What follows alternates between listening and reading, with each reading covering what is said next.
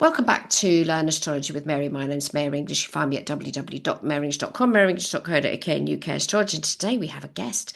We have Jen Jones, who's going to be talking about her book, and she's also going to tell us a little bit about her introduction to astrology and how she got into it. And her book is called Parenting with the Moon, which we'll give you more details of in a minute. So welcome, Jen. How are you today? Oh, we're very well, thank you. Thank you for having me here.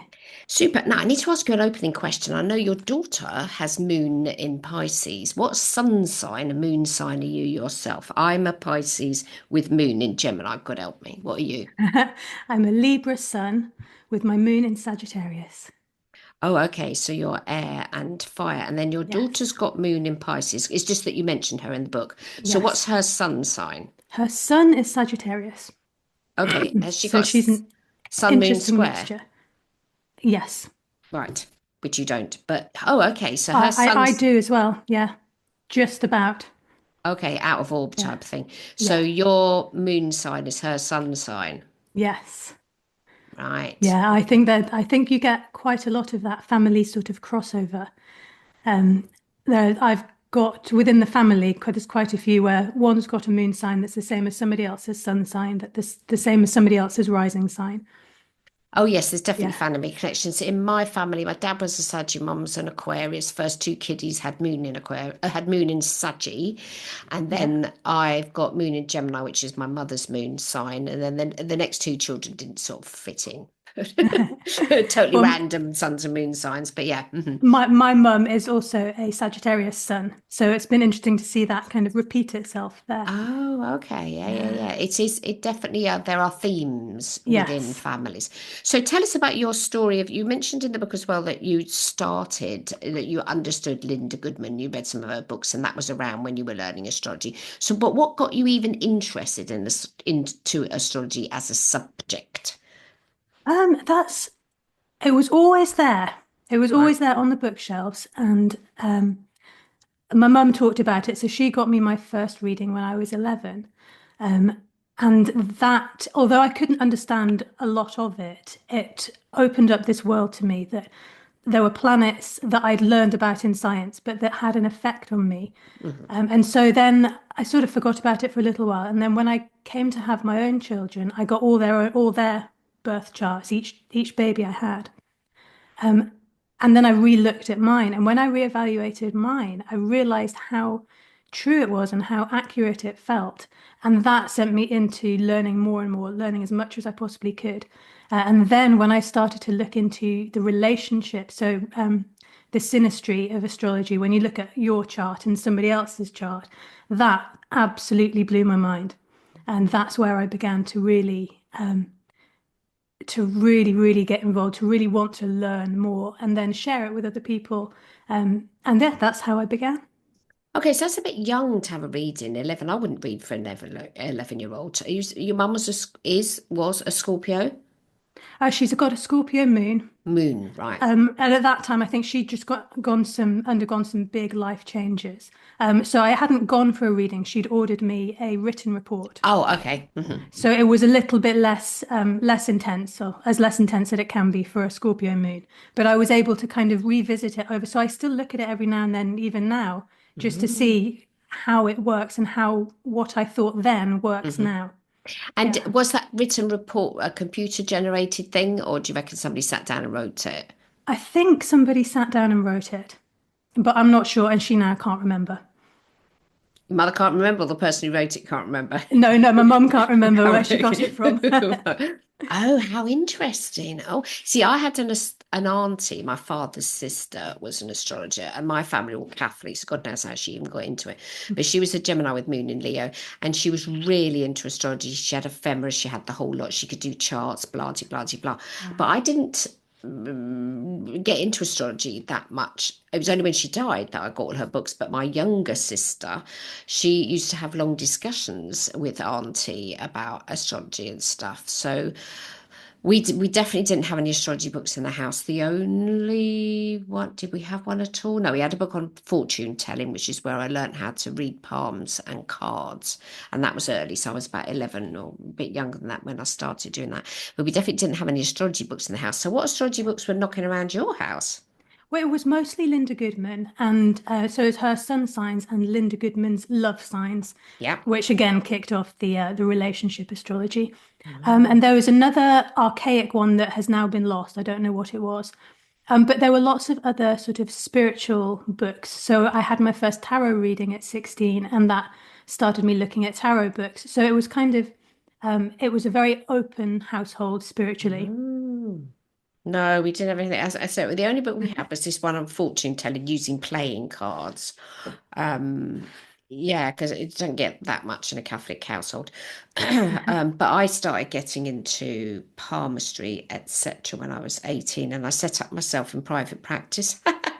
To be a palm reader, I nearly starved to death and died. So I got back into retailing again, but I did learn a lot from trying that at that early age. So that when Yeah. I returned to it in my 30s, I knew to charge more. I was only charging £5 a reading, which was Oh my completely goodness. unrealistic. Why am I not making a living? Because I'm not charging enough.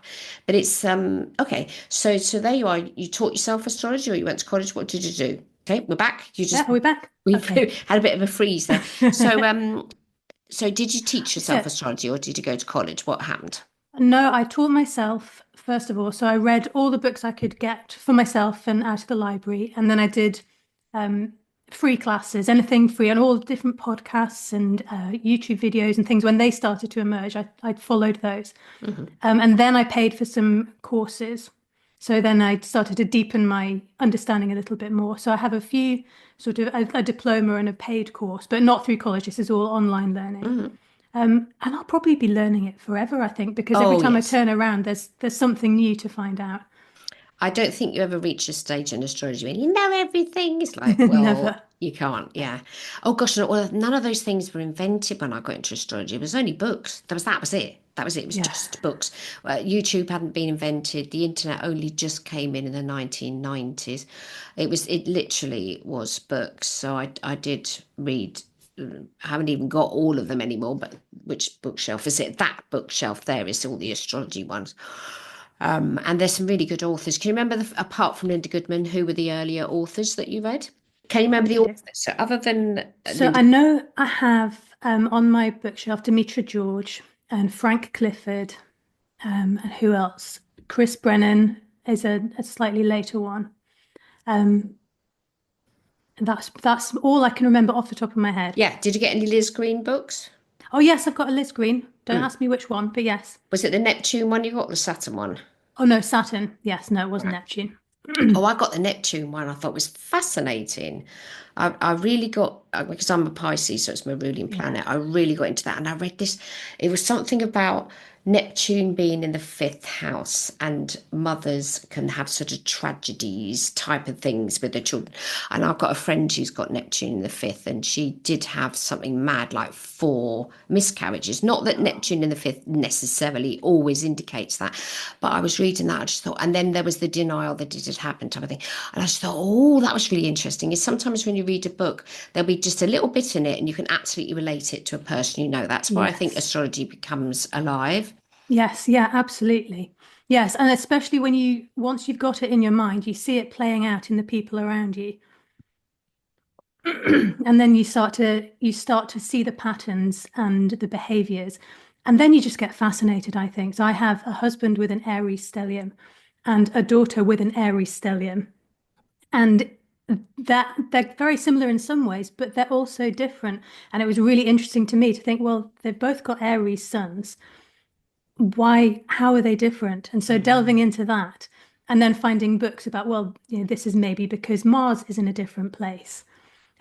Oh, yes, it just never stops being fascinating.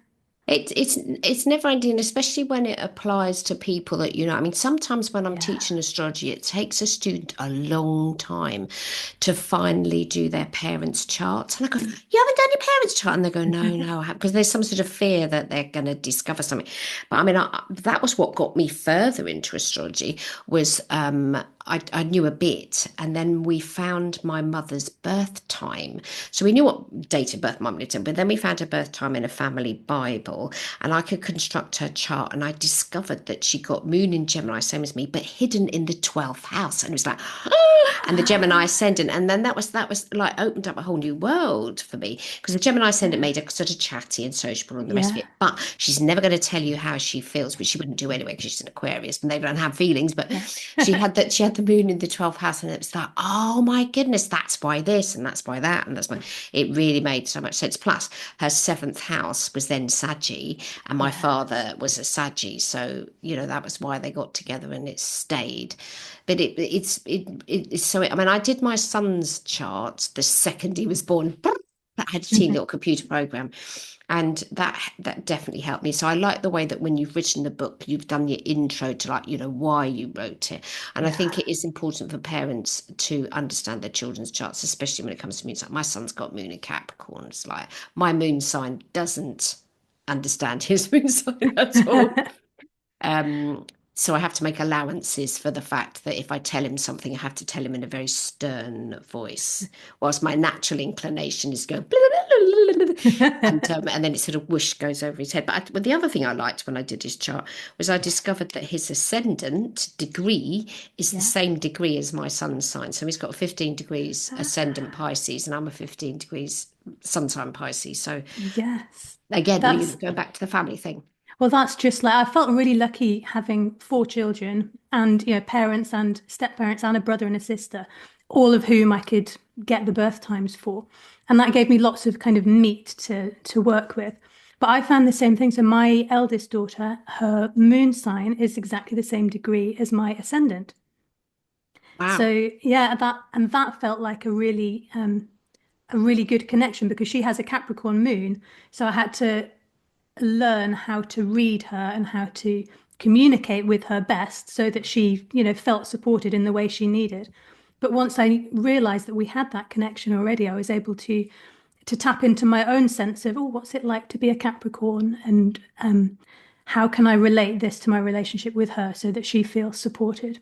But having Mm. four children, all with different moon signs, um, it explained so much about why one would react in one way or one would need something. Like my Pisces moon daughter has very, very different needs to the Capricorn moon daughter. Mm. And I felt such a relief when I worked it out.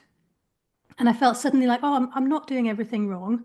I just need to adjust how I do things. Um, and that felt like a gift to me to learn it. So I think that's where the idea for the book came from. Is like, oh, I can help other people see that actually they're okay. They're not doing something wrong necessarily. It's about just learning to maybe communicate or understand a little bit differently.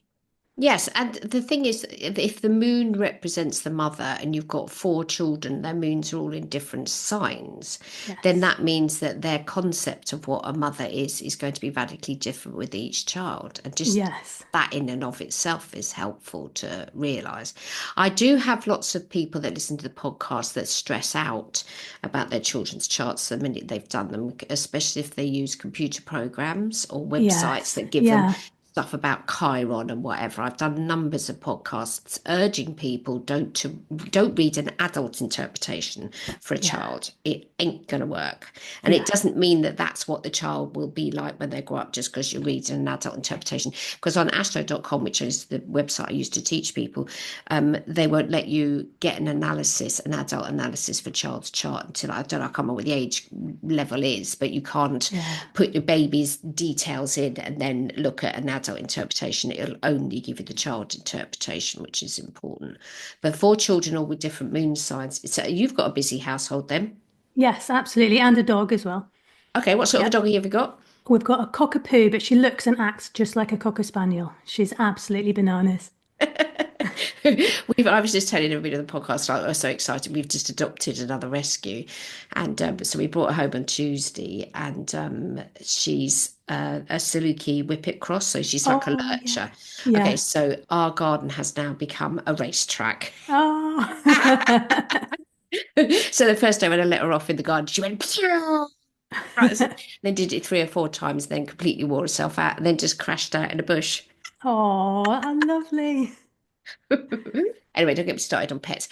So four children, and then your husband's a stellium in Aries, yes? Yes, so he has an Aries stellium, which of course is opposite. I have a Libra stellium, so we balance each other out, or we try to.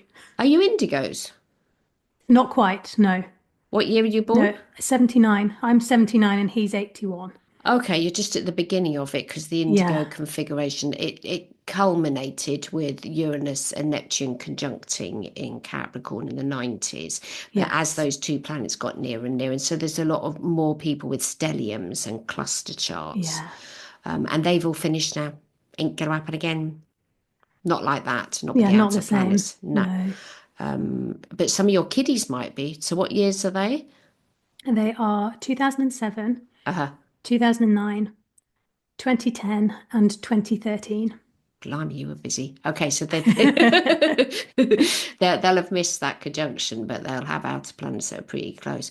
Cool. Okay. Yeah. And so so going a bit further forwards in your practice then, so how did you get from understanding astrology to then being an astrologer? So talk me through it. So I've got lots of people listening that haven't made that leap into professional capacity yet. So tell me how it Um, manifested for you.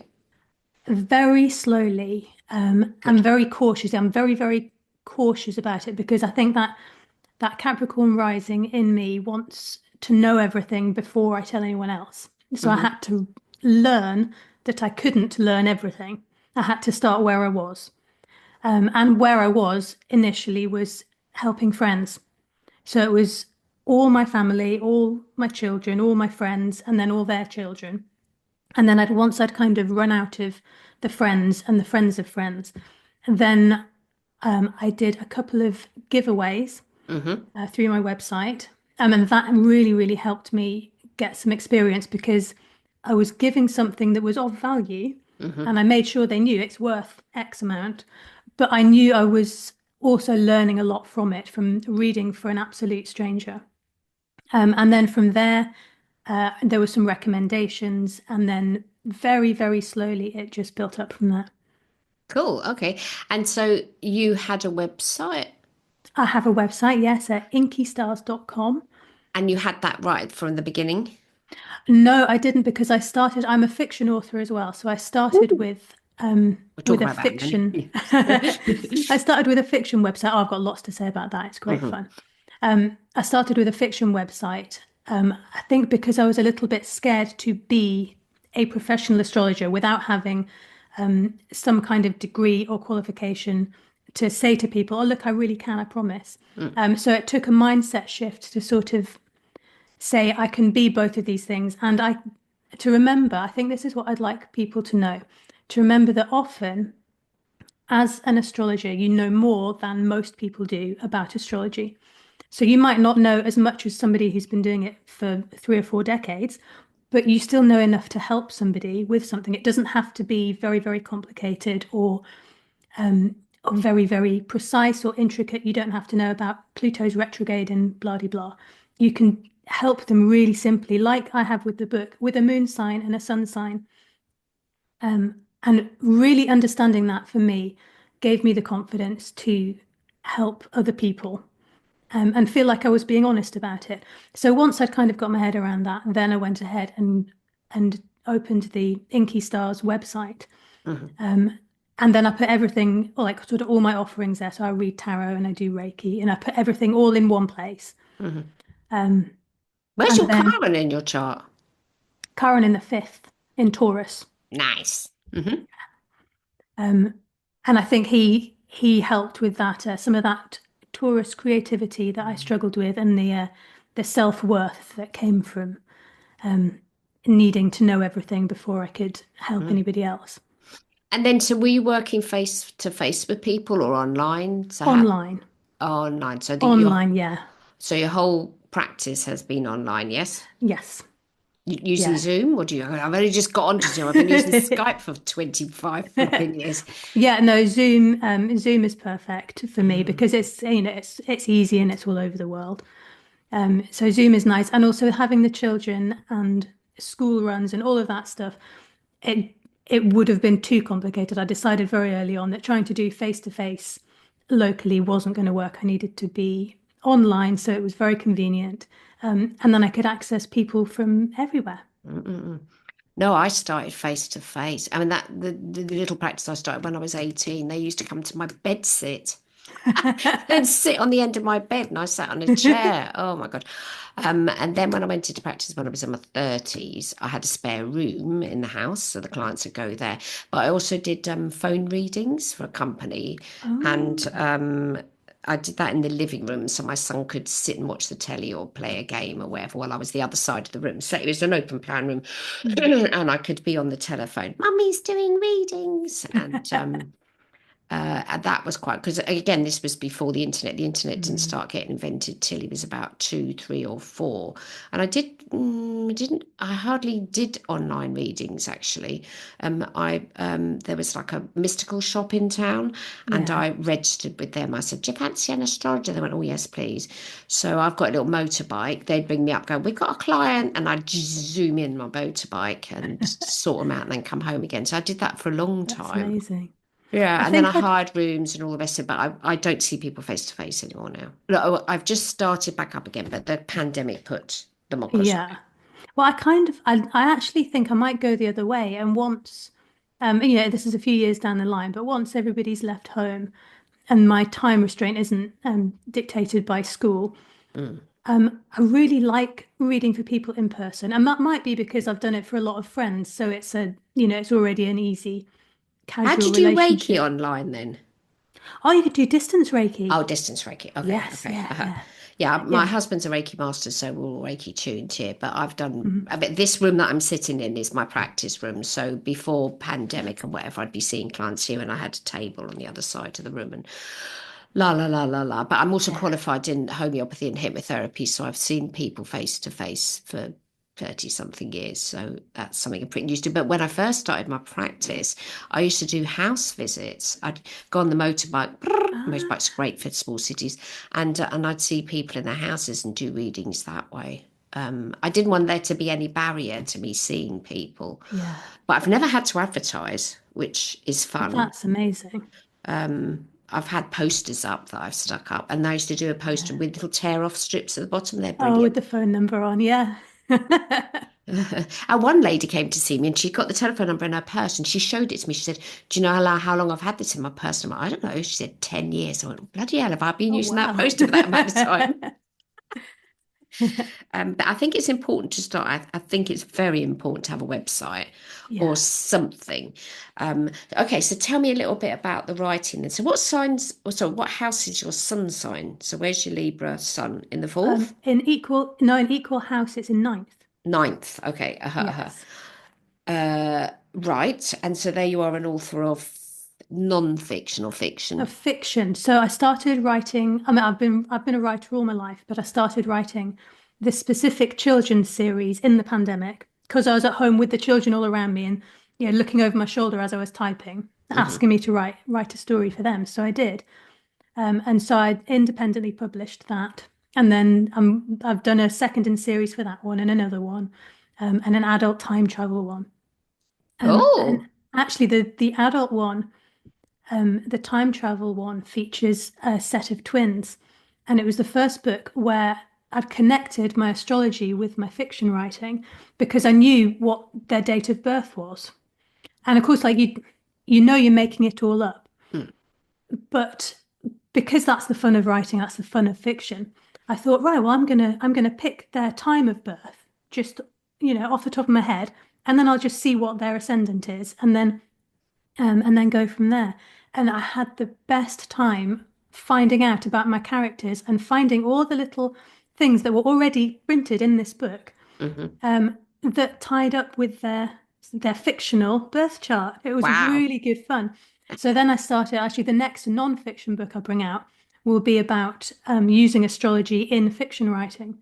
Because at the Mm. moment I have a newsletter where I look at the whichever the moon sign is, at the new moon or the full moon. And I talk about how you can use the energies of that if you are writing a character or if you are creating a setting for a book. Because yeah, the thought of making characters, and then because lots of people write fiction and they get stuck and they feel a bit of writer's block, and then they feel unsure of themselves. and actually using astrology to sort of kickstart that writing process again. Mm. Um, it makes a lot of sense, and it gives somebody a prompt that they can really work with and carry forward. There aren't many astrologers that write fiction. No. You are quite a rarity. There are plenty of astrologers that Hmm. write astrology and write Yes. other things as well, but fiction, there's only a few. Yeah, I'm just trying to think because I'm at my publisher, we've got one lady who did a book on astrology and then it did her horrific book that was fiction and not mentioning any names, and it was like eek. But the astrology book was heaps better because it's a totally different writing style. I mean, I come from a family of writers. My sister is a lecturer on the creative writing MA at Basketball Oh, University and wow. a novelist, and I don't know, she's written something ridiculous like 7 novels. And she's also a poet, and my mother was a poet, and so I understand the writing process and what it's like, but it's totally different the way she writes to the way that I write. You know, non-fiction and fiction are, but then there's this new form of now what's it called? Narrative Narrative non-fiction. non-fiction. Yeah. Yeah. No, um I haven't ventured into that because I quite like my fiction to be fiction and then my non-fiction to be very Mm, clear and helpful. But no, I've seen that sort of cross between. Yeah, I suppose it's when you think about it, people like stories, and stories is what helps us yeah. remember facts. Mm, So I suppose using narrative non-fiction would be using a story to mm. explain facts. So Yes. it does make sense. But there's lots of books that are out now that are bestsellers that are to do with climate, etc. I'm a member of a little reading group, so me and one other lady, we choose a book and then we read it, and we're reading one at the moment called Rebirding. Don't ask me the name of the author, can't remember. But it's about how all the birds have dropped off the twigs and stuff, and things are Yeah. happening, and it's about how to bring them back. Obviously mentions Nebworth. Is that the name of the place that where they've done rewilding? So this is Yeah. rewilding, but those sorts of things, they're non-fiction, but the way that they're written to make them easier to understand isn't a Yeah. whole pile of facts, because that's just dead boring. And so Yeah. that's what I think this narrative non-fiction is that you're writing about facts, inverted commas, but you're Yeah. writing it in a way that as you say, gives the story to it. Okay, we have to be careful now we don't steer off too much on this sideline of things, because astrology is where we're at. But when I did read your book, it's fantastic, by the way, I just thought, oh, blimey, Thank you. this book seems to be written by somebody who knows how to write. That's what I liked about it, because there's plenty of people that can write astrology books that aren't writers, and Yeah. you've got a nice, and typically Libra in there as well. You've got a terribly polite way of writing, Thank you. which Linda Goodman didn't have. She was an Aries, and she could be quite, what's the word I want to use now? Because when she was doing the descriptions about, I think it was in the lovers one, which sign gets on with what sign, she wasn't quite so complimentary about certain signs of the zodiac. She's never complimentary about Sagittarius. If you ever read up again what she writes about Sagittarius, she I don't know if she didn't like Saggies, but she doesn't paint them in a very good light, I think. Especially the combo where she does Saggy with Taurus, because that's quite funny. Well, I remember about hers when I looked back at it not too long ago. I really noticed that it was dated in the Mm. way it was written. I mean, it's of its time. Um, it's not, although I really enjoyed them and they kicked me off, it's not something that I would recommend now necessarily. Mm. I Um, think they're important to learn if you're learning about the yeah, history of astrology, because it must have been a mammoth task. I mean, the first one she wrote was just the sun signs, yeah, and then she explored and she did the love signs one, which is the yeah, most massive tome. It's a big fat one, and that must have taken her absolutely flipping months to write, because it's every yeah, combo of those. So it's Libra with this, Libra with that, Libra with that, yeah. all the way through. And she said, "Blimey, it must have taken her ages." And also, I would have Moon Gemini would last about 30 seconds doing that, because I would have got tired of the different combos. It's just like, Yeah, and especially doing it at that time when you didn't have the resources, and you didn't necessarily know that it was going to be a success. So to put all of those months of work into it. Mm. She also did a radio show for a while. That's how she got into astrology to start with, because she'd do a little bit of astrology on the radio show. That was originally how I she didn't began. know that. Yeah, yeah, yeah, which I thought was rather interesting. Oh, yeah. But there are some astrologers that people remember more than others, but I don't think that needs to be a candle for us to, whatever the expression is, for us to hold as Yeah. the epitome of what an astrologer is. I know plenty of astrologers that are nowhere near famous, but they've given such good service to their clients and they're Yeah. booked up to the back of beyond. You know that they're good and quality, because I think that's also a deciding factor. If nobody books with you, nobody will book with you. Yeah.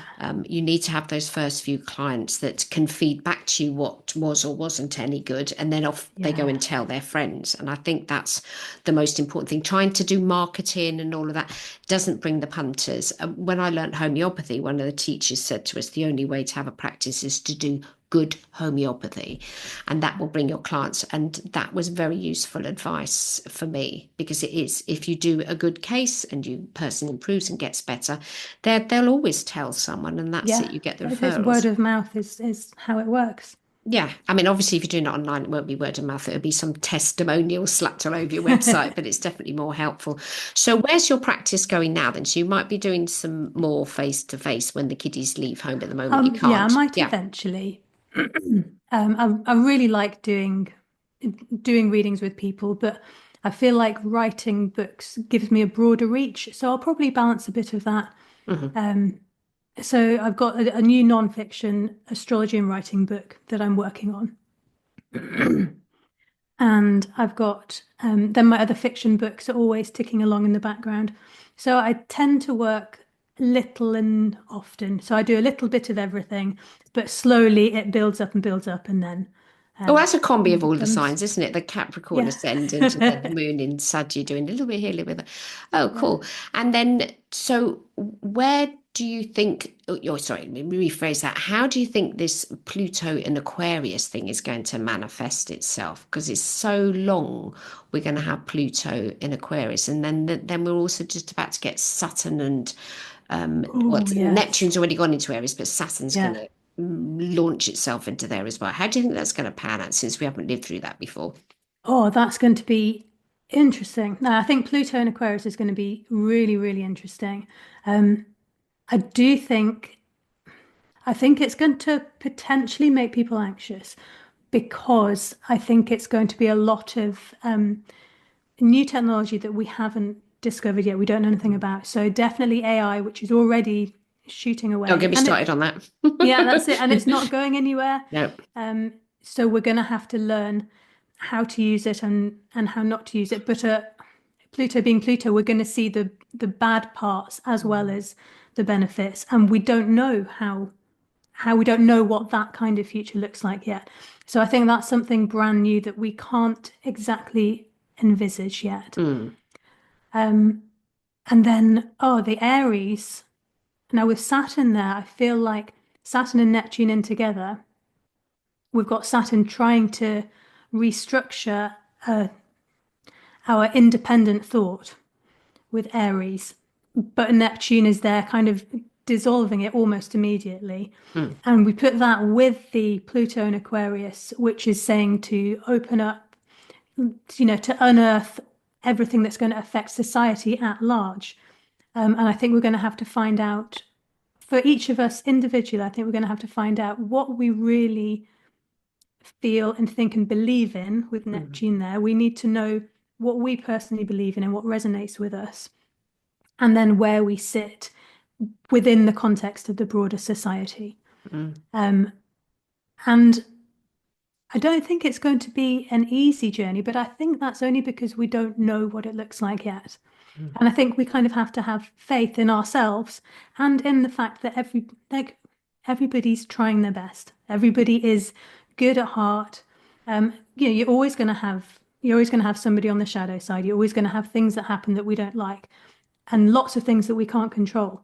But I think the lesson of the 20 years that Pluto's in Aquarius is going to be a rediscovery of a sense of community that we will have, even though there's AI and there's all manner of things that we can't imagine yet. We're still human. We're still all connected. Um, we can connect with each other and work with each other as humans. Um, I think that's what we've got to look forward to. Mm. It's because it's going to be air and fire.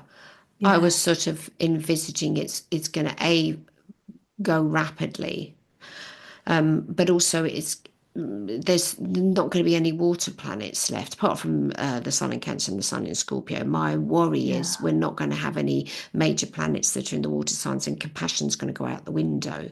Not to say that air and fire signs can't be compassionate, because they certainly can, but I think there needs to be, some fluids going around the system somewhere, because it's very easy to get excited about things. I mean, AI seemed marvelous when it first started, until I yeah, discovered that first of all, I discovered one of my books had been snatched. Then I discovered yeah. 9 of them have now been Oh, used to train AI. I mean, nothing I can do about it at all.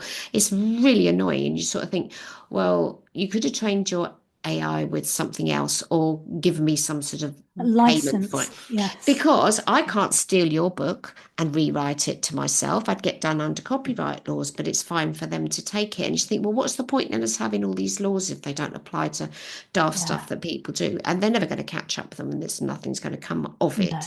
But I do think, I think the positive to Pluto and Aquarius is that when the community comes together, the community has strength. Now, we've already seen that happen locally. Some friends of mine, they were going to do some sort of road diversion thing down there, teeny weeny little road in Bath, which wouldn't have done anything but any good. And that everybody in the vicinity, so in each street, 2 representatives from each street got together to the main group and then made themselves into a bigger group and then complained to the council.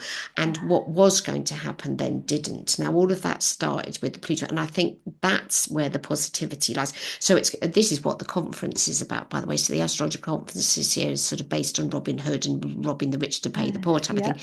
And I think that's where the positivity of Pluto and Aquarius might be, that the leaders that we've got, the so-called leaders, because they can't lead for, toffees, the leadership will come from the ground up, not the other Yes. way around. So they'll Yeah. the people with all the money, because obviously they control a lot of things, will make the decisions, but from the ground up, the complaints are going to come, and then I think then humanity will sort that out a bit, one hopes. And there does appear to be more protesting going on in Israel, for instance, about the fact that they Yes. haven't released the hostages and stopped the war, Yeah. and maybe that'll happen. So those, and the same thing going with Ukraine and Russia. I don't give Trump any credit for any of this, but I think it's the people themselves, which I Yeah. think is very much the Aquarius thing, because Aquarius is about humanity and all of us together. So I've got some hopes for it. Yeah, I think it will be all right. And I think with regard to the wateriness, I think this is again where we're going to have to trust that the watery people Mm. will keep us connected. Yes. Um, Yeah. Mind you, No, no it's easy pressure for there, me to Cancer, say. Scorpio, and Yeah. Pisces. Yeah. It's easy for me to say because I've only got Uranus in Scorpio in my chart. I've got no other water. And I Wow. think, well, I'm compassionate and Mm. I'm in touch with my emotions. So I think we'll be all right. But I do think it's going to be a different feel over the next little while with all this Yes. air and fire. Yeah. And just stupidly at the moment, we've got this flipping heat wave going on. Not that I'm Yeah. complaining about it, because it means I could be out in the garden. So that's all good. Okay. So have you ever taught astrology? No, no, I haven't. Have No, you ever contemplated it? not yet. No, because I feel like I need to know more. Um, but that's something that I might consider doing in person Mm. again when I come back to that, or possibly building into a workshop that goes online. I But no, think workshops you'd probably be pretty good at that, but with the way that the chart got, Sun in the ninth, which is about teaching yeah, and learning, whatever. That's the reason I asked the question. But an yeah, online workshop on some particular aspect of astrology or some Yeah. part of it, because there's no shortage of people that are literally thirsty for more Yeah. knowledge, especially when it relates to their chart personally. I mean, the amount of webinars that I've done, and the person always wants to discuss their chart. So what I do when I book my webinars, I get everybody to fill out on the booking app their birth data. So I've got their Yeah. chart. So while we're having the webinars, Julia will ask the question, well, I've already got her chart. And I go, well, you got Mercury in the 12th house. So I can answer those questions personally. And I think it's important when people learn astrology, they have to know what is it that relates to me first before they're going to go out there and learn about others. It is amazing when you learn your own chart and then this whole world opens up to you. Oh my God, this Oh, is it's why it's I'm like that. incredible. And you can be compassionate then towards yourself. Mm, And when you understand things about your own chart and your own self, you're not going to constantly beat yourself up about, oh, why do I do it like this? Or why do I always do that? mm, You then understand why you always do this or that. And you can say, oh, well, it's okay because it's just that I've got a watery sign here, or my Mercury's there, so this is how I process things. mm, And then once you've got that self-compassion, it's much easier to extend it to the people around you. Even if you don't know their birth charts, you mm, can kind of understand that, I don't like what they're saying or how they're saying it, but perhaps it's something in them that just is the way they are. mm. Yeah, it just make you more accepting. But I agree. I think understanding yourself through your own birth chart first is so important and so helpful. Yes, as you say, as I'm glad you mentioned about self-compassion, because a lot of people who do their charts and then they hate themselves because they've got, something they've got, there's a Yeah. positioning or a sign or a planet or a house, and they don't like what they've got in it, and then they'll beat themselves up even more, which is very sad, which isn't to be encouraged. Yeah. But going back to what I was saying earlier, once you find out about your parents' charts, or even further Yeah. than that, I've done our family. My mother did our family tree, and then I did the astrology of it, and there was Sagittarius going way. Everyone was a Saggy or moon in Saggy, and it gives a better understanding of how you are as the person that you are, because these are the signs have incarnated. Yeah. And then the other thing I tell people is that we're not just a sun sign; we've got all 12 signs in our chart. We might not have something in Cancer. I've got nothing in Cancer. I haven't even got a team little asteroid in it, but it doesn't mean to say that I can't appreciate it because it's my I think it's my 11th house. Yeah. So I'll know how to make sure my friends are all cuddly and stuff. Yeah. But we've got all of the signs in our chart, and it's important to remember that we all have all the signs. So we all have Yes. those other bits that might be missing or lacking and stuff. But I love teaching people the rulerships, how to work out, even though you've got an empty house, Yeah. that there will be a rulership to it, and there's an explanation for that, because that's another thing that people are worried about. Oh, I've got an empty house. Yes. Yeah. And I think that's right. Yeah. I've got an empty seventh. I'll never get married. Yeah, and being able to say, oh no, but look, because your ruler of that is this and that's Mm, over here. So, you're not destined to be alone forever just because that's empty. It doesn't work like that. Yeah, and you're right. Everybody's got everything. We mm, all have all of it, mm. all those energies. Yeah. So when you're writing your next astrology book, what you're going to write it about without giving too I'm much away? I'm going to write it about using astrology to write fiction.